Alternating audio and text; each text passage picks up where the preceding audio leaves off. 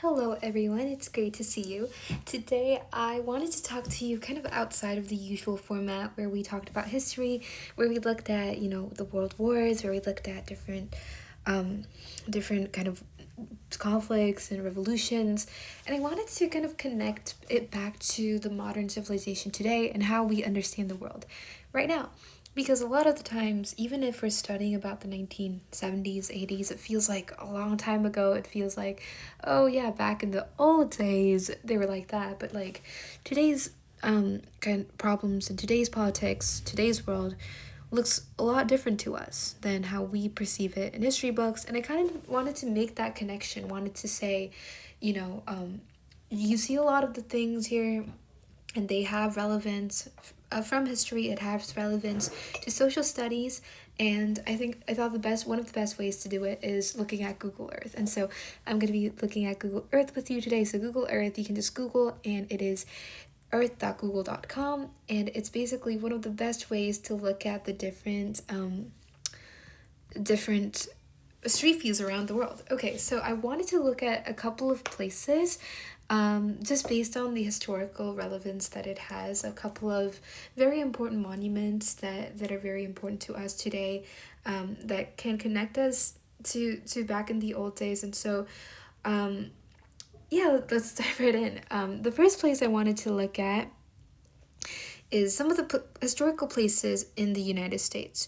So within the United States, I think a lot of the times you go to eighth grade trips to Washington D.C., for example, but some of the most important places I think we continue to miss, and so wanted to share with you the Independence Hall. Now, the Independence Hall is in Philadelphia, and you can just Google Independence Hall to look here. The Independence Hall is actually the place where the Declaration of Independence and the U.S. Constitution were signed. And so this was before the U.S. government as we know it was made. And so back in the old days, right? And it has become a central place to the United States democracy. I want to show you like a close-up view before we get started. And so it's a building that looks like this. Yeah, there you have it. That is the Independence Hall. Did I say the Independence State Building? I am very sorry. The Independence Hall. And so, just to give you a bit of a historical background on this place, this was, again, the very place in the United States where the most foundational documents were signed. It's often called the birthplace of the United States even.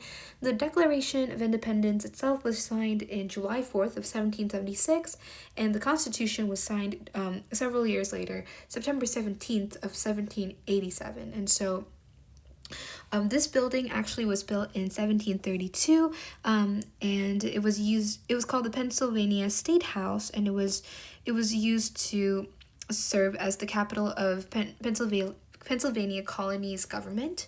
But then later on, with the Second Continental Congress meeting in these halls, this became a place where delegates from the 13 colonies across the early United States met to talk about the British rule over them. And so the Declaration was adopted and signed right in this place. Very interesting, right? I'll show you the back as well. We have several different ways of looking at this. Oh, we have sights from inside. That is very lovely. Yes, so here we have it. And so these are the kind of halls. I think this is one of the very places where the signing happened. Let's see, we also have this one. Yeah, lovely, right? Just crazy that these are preserved in this way, and then we can kind of look at it even several hundreds of miles away. I think it's very gorgeous the way they have recreated this history and the way we can kind of look at it in this way. Let's see. Yeah, several similar photos here. Should we look at here? Well, yeah, I believe this was the dining hall, possibly. I think it's one of the hallways as well. You can see maps of the United States, I think, earlier on, of the colonies, or I'm not sure, but you can see those. Let's look at that one. Ooh, I think these are from... Oh, this is a a wholly different room now. Yeah, I think they have several rooms that look like this that they use to delegate a lot. I think it just shows you the dedication that they put in into a lot of their works. Okay. Let's see. Did we go to this one? Oh, I believe we did. I'm very sorry. Did we visit all of them? I don't think we visited this one, maybe? Oh, okay. The one next to it, we didn't visit. Oh, there we go.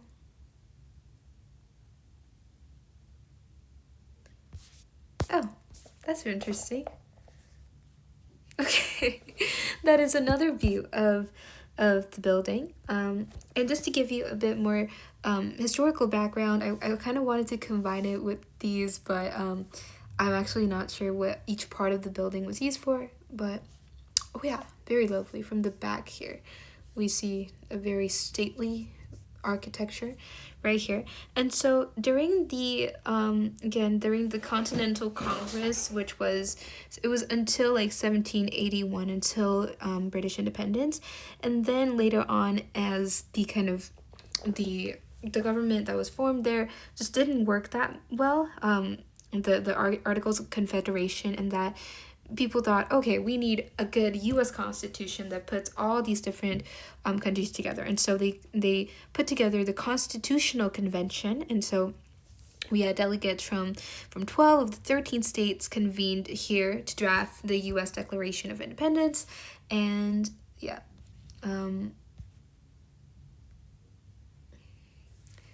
Okay, I keep clicking the wrong thing. I'm very sorry. Oh. Very interesting. Yeah, lovely. Here we have another view of all this. And so this was the very place where the final document was created and where the federal government got the kind of government structure that it has today. And very interestingly, the style that this architecture is actually Georgian. I had no idea that in Pennsylvania they follow Georgian architecture. It's very interesting, right? I think it's very stately, very beautiful, even from the backside here. We have George Washington himself on a statue right here in the back. From the front, again, we saw some of the images as well. Yeah, and then later on in the modern world, we have some modern connections. This was where the UNESCO World Heritage Site was selected for this particular historical occasion in 1979, and this it's visited by millions each year, as you can tell from the people around it. And there's just a lot to look at. Lots of people who enjoy this, and it's just a really powerful symbol of democracy, of civic duty, and constitutional government. Yeah. So this is one of my favorite places to talk to you about. I'm so glad I had the opportunity to do so. Let's look at another site in the United States that was historically important, and then we're going to be looking at other countries as well. I don't know if we'll have enough time to do that, but yeah, what I think not a lot of you know, possibly, I mean, you guys probably know about the Gettysburg National Military Park, for example, in Pennsylvania. At least our school and a lot of the schools in our district actually visited these places a couple of times throughout our middle school and high school years. And so what I wanted to show you a bit about is, this is actually in Georgia, and so a connection to the Georgian architecture. It is Martin Luther King Jr. National Historical Park.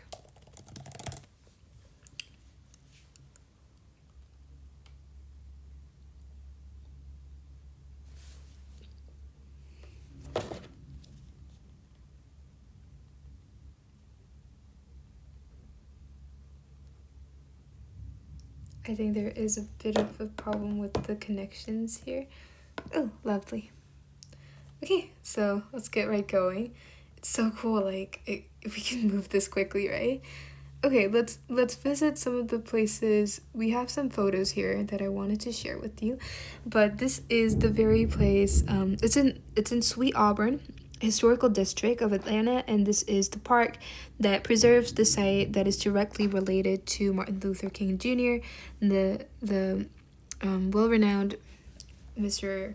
King, who was able to lead the rights the lead to the equality of all rights for all people, not just of people of color, but to women, to any person who was coming over to the United States. It kind of became a symbol of the diversity that the United States is currently a symbol of. And yeah, let's look at some of the places here. And so first of all, very near here is actually Martin Luther King Jr.'s birthplace. This was 501 Auburn Avenue, right here. And this was actually the very place that Martin Luther King Jr. was born. And so let's, I wonder if we have a picture here. Ooh.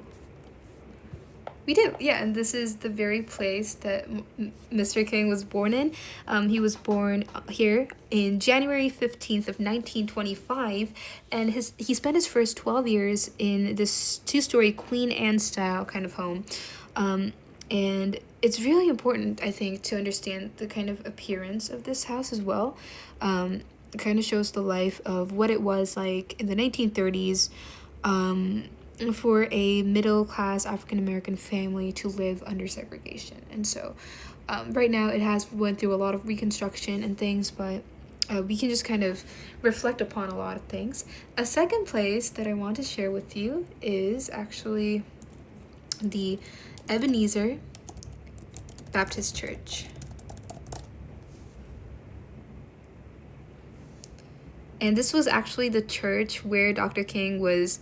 I'm very sorry. I kept referring to him as Mr. King. Dr. King.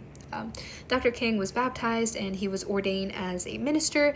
He later co-pastored with his father, and so he was a religious figure as well.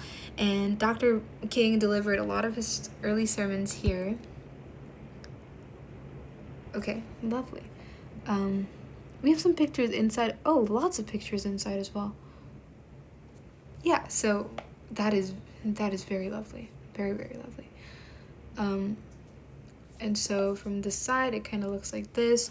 And this was the place where he kind of talked about his messages on justice, equality, and nonviolence, especially to people of color that were attending his church. And his funeral was also held here in 1968. And we also have the King Center. This is actually very close by. Here.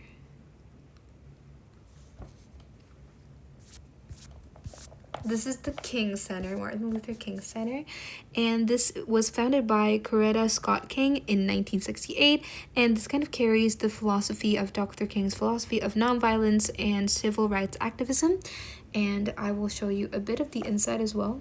We have some photos here. Oh, yeah, and there is a fountain here as well, Martin Luther King's fountain. I don't know if there is a picture right here.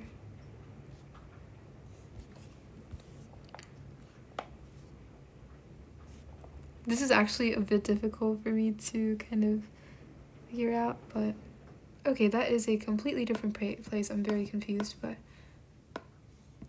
oh. Okay.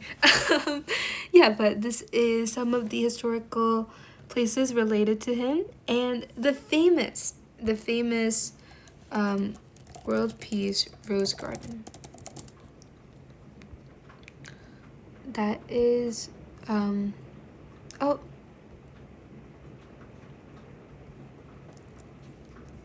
I believe it is called the I Have a Dream World Peace Rose Garden. Oh yes, so let's go to this very place right here. It's just very lovely, right? And this is a tribute to Dr. King's legacy, his vision of peace and unity. It's a very beautiful garden, right? Absolutely fascinating to look at. And yeah, it's just something, in a lot of ways it shows the significance of Dr. King's life, the way he became the roots of the nation's diversity, the nation's equality, and in a lot of ways is impacting the lives of all the citizens of the United States currently, and all the world. And in a lot of ways, there it shows a lot of Atlanta's role, right, in becoming a hub of Dr. Luther King's life, and also a place where a lot of African American leadership was found, where activism during the segregation was led. And yeah, these are all national historical sites. They were and the park itself is managed by the U.S. National Park, and it is centering with the King Center that we saw earlier on as well. I don't know how we ended up in California. Let us go back to the King Center. Back here. Oh, that's not the right King Center. Martin Luther King Center.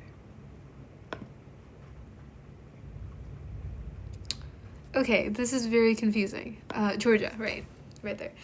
Um, yeah, but we have a lot of different avenues and places here that in every corner we can see an heritage of Dr. King, and it's just a privilege to be able to share that with you.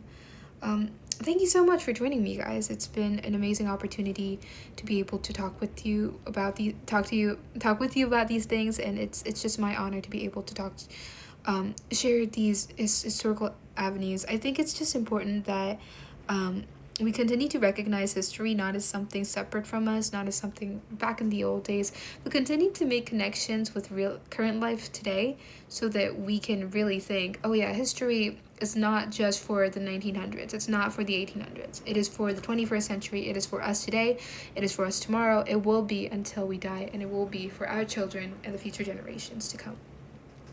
Thank you so much for watching, guys. Google Earth is truly an awesome place to look through, and I would definitely recommend looking through that if you have time to do so. And there's amazing street view features as well. You can visit all these different countries, and I'm actually going to be looking at some other places across the world as well as in the United States if there is time. And so stay tuned, guys. Thank you so much for watching, and have an awesome day. Bye.